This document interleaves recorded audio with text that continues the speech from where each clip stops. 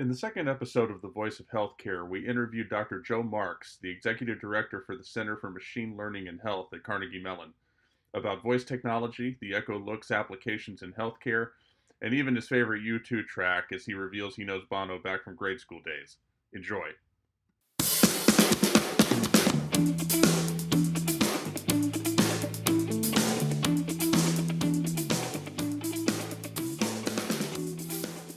Hi, and welcome to the second episode of The Voice of Healthcare. My name is Bradley Metrock. I'm CEO of Score Publishing, a company based in Nashville, Tennessee. My co-host is Dr. Matt Cybulsky, principal of Ionia. And tonight, we're fortunate, very fortunate, to have with us Dr. Joe Marks, Executive Director for the Center for Machine Learning and Health at Carnegie Mellon University. Joe, say hello. Hi, everybody. Thank you very much for joining us. We're very grateful for you taking the time out of your schedule to share with us some of your experience and your perspective on voice technology and healthcare. Joe, I want to start by asking you, just share with us a little bit about your background and you're very prestigious. You've done a whole lot of stuff. Share with us and the audience a little bit of what you've done.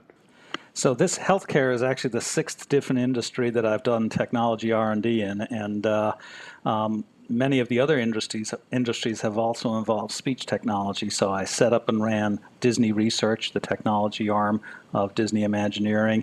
Before that, I ran a research lab for Mitsubishi Electric, a Japanese company, and speech technologies was a part of all of that. So I've seen speech and voice in general, technologies around that, many different applications. It's exciting now to be working on it in the healthcare arena. Cool. So share with us a little bit how Amazon just came to Carnegie Mellon, and there were several presentations to the Alexa Fund. Share with us a little bit about how that came to be. Well, Carnegie Mellon, maybe not a lot of your listeners know about it because it's a university in Pittsburgh. If you're not in computer science or drama, the two areas that it's really strong in, you might not know about it, but it is ranked number one for computer science and for information and technology management in U.S. News and World Report. And those of us in the field consider it right up there with MIT, Stanford, University of California, Berkeley.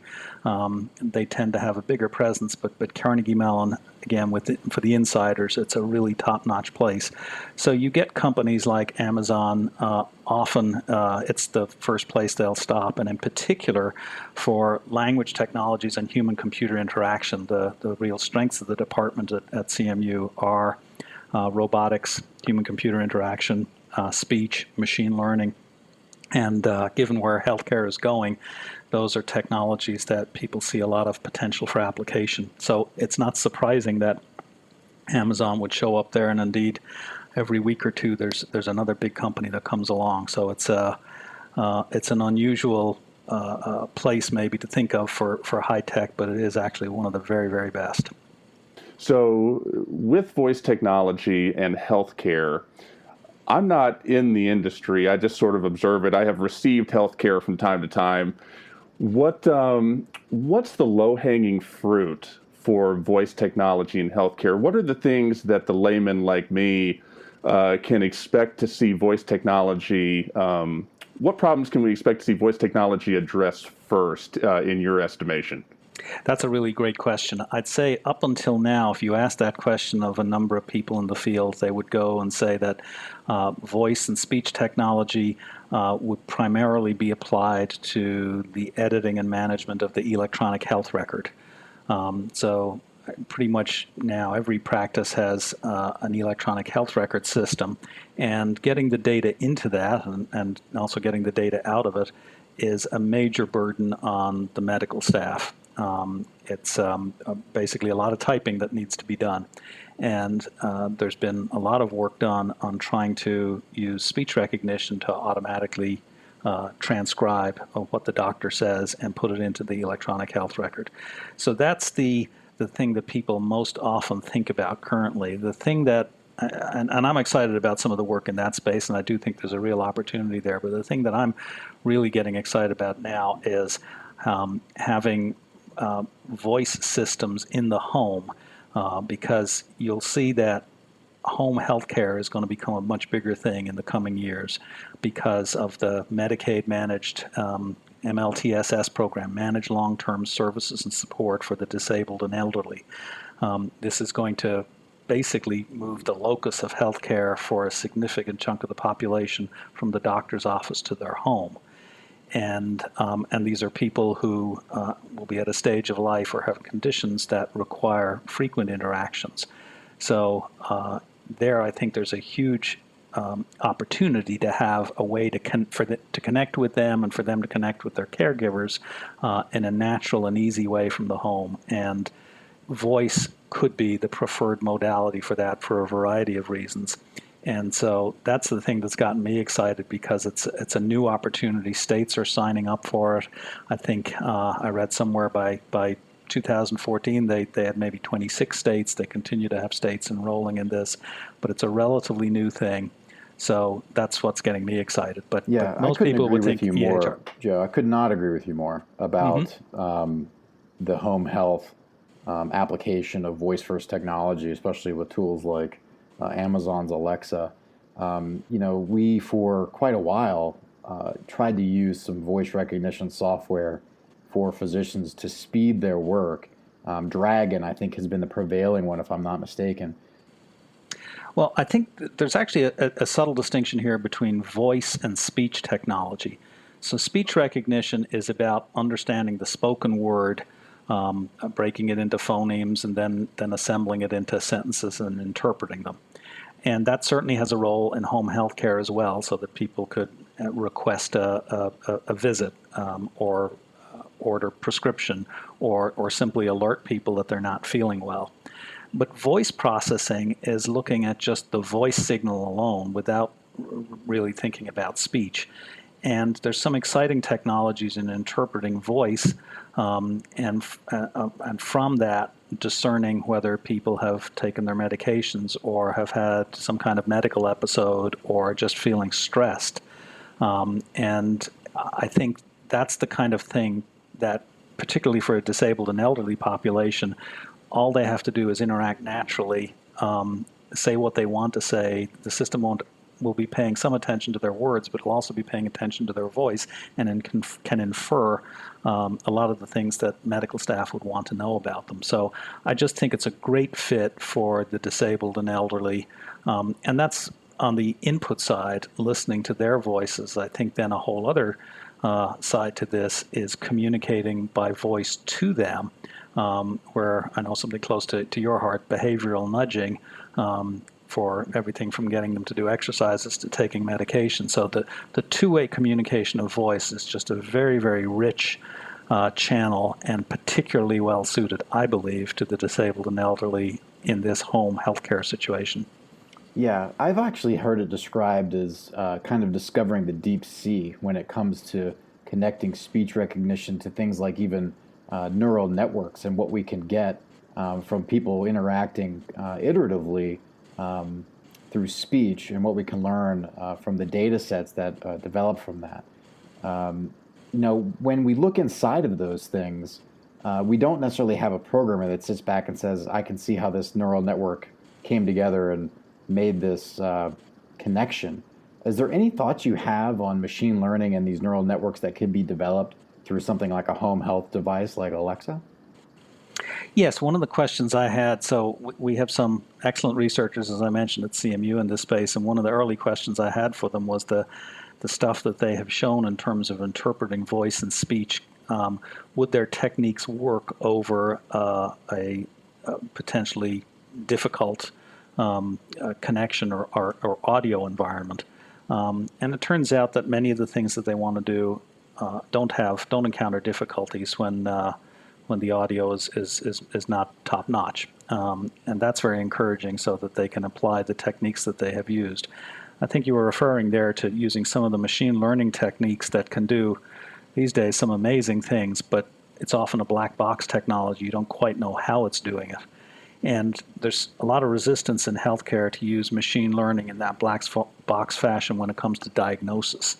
Medical professionals are very uncomfortable with just passing on a diagnosis from a machine without any rationale behind it or without them knowing why the machine made that diagnosis, even when it has a very strong track record. But I think the capabilities that we're talking about here, they're not diagnostic. They're about healthcare delivery. And that's where the economic opportunity at the moment really lies. When you compare the U.S. system to other systems, it's the cost of our healthcare delivery that's really become a problem for us. And home healthcare is addressing that in one way, and this could be a key enabling technology. But I think people would feel a lot more comfortable using some of the machine learning technologies in what is a non-diagnostic setting, but is all about healthcare delivery. Yeah, I mean, I couldn't agree more when it comes to the delivery aspect of this. Something that I've come across regularly, which I know is echoed in some of the subtext of what you just said, is the absolute shortage of practitioners upcoming, both nurses and physicians and ancillary staff, in order to take care of the growing aged in this population as well as growing amounts of chronic conditions. As a comparison, COPD, which is something that I've been working on, in China, they have estimated 200 million Chinese are diagnosable COPD. In the United States, it's not that much. Clearly, it's more like 24 million. But in both populations, there is certainly a lacking amount of providers that can show people how to take care of themselves, maybe alter their health, or be, as you mentioned, a behavioral nudge to modify behaviors to get people to stop smoking or to be more compliant with medication. That's where I really see this voice technology from a delivery perspective changing the game completely. In fact, it might even be something more of the norm, especially with things coming out like Echo Show. I think it's called Echo Show, right, Bradley? It's the one with the monitor on it. The idea that you could connect to a practitioner, or even better, someone else that has the same disease as you do, inside of some sort of social connectivity, to talk about how to take care of yourself in an optimal way. I think that the presence of a visual monitor that certainly helps for the social connection as well, and making the systems more friendly to use. There's also something, we learned back when I was at Mitsubishi Electric back then that a screen paired with a voice interface is often a very good combination, because the screen can give feedback and correct the voice. It can, for example, tell what voice utterances are valid right now in the current state, or what are we expecting you to say, and maybe give a list of things. And the usability of voice interfaces went up a lot when there was this side channel, a visual side channel to go with it. So it's sort of a subtle point that you won't really appreciate until you actually build these systems. But the pairing of a visual display with voice often makes the interface a whole lot more effective. And then, just reiterating what you said about the social aspects, being able to put a face on the display, that's very real as well. Maybe even being able to put data on there. But one of the exciting things to me about the technologies that are pairing the display with the voice is that it actually makes the interface a lot easier to design, and it's the subtleties like that can make voice interaction usable or not usable. Well, let me tack onto that and get your thoughts on adding a camera to it. Amazon just announced the Echo Look as well, which is is marketed by Amazon as a fashion device that goes in the bedroom in the home, and ostensibly helps people have a better fashion sense by using a camera and studying your body type and helping make recommendations. But as was noted back in one of our earlier Voice First FM podcasts, that Echo Look has a lot of healthcare applications too, potentially, and I just thought I'd get your thoughts on how you think that might fit in as well. So I think certainly it's additional information. Facial expressions can be an important indicator, and combined with voice for assessing mental state, whether people are depressed or not, and so I think that additional signal certainly doesn't hurt at all, so I think that's one obvious need. For other places where I might hold up my injured arm or my something like that and get a diagnosis that way. I'm not sure about that. If you've got something that's sort of visually that bad, maybe we should just get a caregiver out to take a look at you if you're part of the vulnerable population. Well, Joe, there's actually some famous, when I was working at a medical school, there are some famous internists who claim that they could watch people's necks, and based on what they saw with veins and arteries pumping in the neck and comparing that to pulses in the feet, diagnose various heart conditions. So maybe it's not too inconceivable to think that with thermal imaging and with the micro views of the skin and what's happening with respiration rate, that these kinds of diagnoses might not be too far off as far as being able to put a camera on a patient, let's say, in a bed, or even when they're speaking to the camera at home to the practitioner, they're being scanned all the while for their well-being. That's actually a great point. There's some work the last couple of years by my former Mitsubishi Electric colleague, now professor at MIT, Bill Freeman, that showed that the tiny change in color due to the blood being pumped could be seen in the skin and in the face in cameras and be exaggerated so that you could visually see it. So we can't see it when we're looking at somebody. I can't see your heart beating due to the change in color on your skin, but the computer can actually see that. And he did some work showing how you could measure heart rate, and I've seen other work where you can measure respiration as well. So being able to get some vital signs out of the camera is not crazy at all. It's doable. There's some great video out there. If you Google for Bill Freeman, MIT, you can see that. So I think that's also a possibility as well. Although we should be careful about not using the wrong modality. I think while you can do things with vision and with voice that are very powerful, there's also things you can do with wearables and other sensors. And maybe the whole package is really what will drive this forward for the homebound population, so that it's voice, it's vision, it's a wearable sensor for blood pressure, maybe it's an implanted sensor for glucose levels or something like that. But you could imagine instrumenting the population. You can also imagine instrumenting the environment. One of my favorite projects that I watched for many years was the Aware Home at Georgia Tech, a project where they instrumented the house to see what they could learn about inhabitants and their behaviors. Oh, wow. And just a very simple, again, an audio application. They they put a microphone on the main sewer drain of the house. So all it was listening to was the water gurgling out of the house. But from that, you could tell, like, somebody was taking a shower, somebody was flushing the toilet, somebody was cooking. And there's a rhythm to that. And when people, something changed in the house or something changed in behavior, that was noticeable in just listening to the gurgles of the sewer. And somebody stops washing, or somebody stops cooking, or somebody stops going to the bathroom, that could be very indicative of something seriously wrong, particularly for disabled and elderly. And the fact that you could pick that up from just that simple signal suggests also that there's other uses for, if you've got a microphone in there listening for voice, it can listen for a lot of other things as well.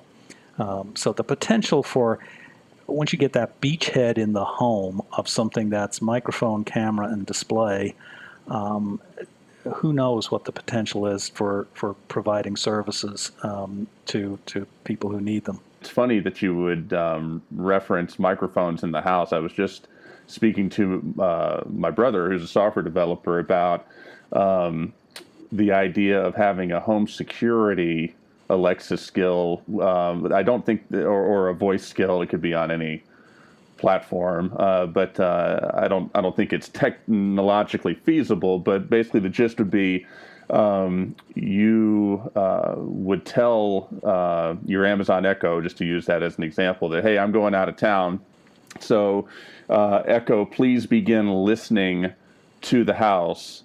And at that point, it's already, if it listens to your kitchen for a day or two, possibly less is needed, it's going to establish a baseline level of volume. It's going to know after a day or two all the different, certainly a week, scientists can figure out what the exact amount of time needs to be, but some amount of time is going to go by, and within, a 95% confidence interval, they're going to have recorded all the different sounds that your house makes. And so from that point forward, if your house makes a different sound, guess what? You got somebody in your house, or you got some other sort of problem. It's just funny to hear you talk about it from a health context, which makes perfect sense. The first thing I thought of when I saw the Echo look and seeing the camera is thinking about, people think of a camera and they think of the pictures it's taking right there in that instantaneous moment in time. But for me, as a melanoma survivor, how perfect it would be to have a camera that can capture your body every day over months and years. To have it be able to say to somebody, hey, that mole on your leg isn't red anymore. It's kind of black. You know what I mean? Mm-hmm. You may want to go see the doctor. You want me to call the doctor, your doctor? You want me to call and set up an appointment? Or if a call's not even necessary, you just want me to set an appointment? Something like that obviously would save lives. So, it is an exciting new world. So I just want to throw that in there. Matt, it's all you. Yeah, that's a great point, Bradley, but based on what you just shared and what Joe was sharing earlier about these data points in the home, including sounds and the gurgling from the drain pipe in the house. What comes to mind here is we're going to be constantly deriving a relationship between, instead of millions and millions of data points, billions and billions of data points that we get through speech, that we get through sounds in the home and the body and visual from the body. Joe, given the massive increase in data points that we'll now be able to connect with these kinds of technologies, what does this mean about how we generate guesses about the world we live in, including healthcare?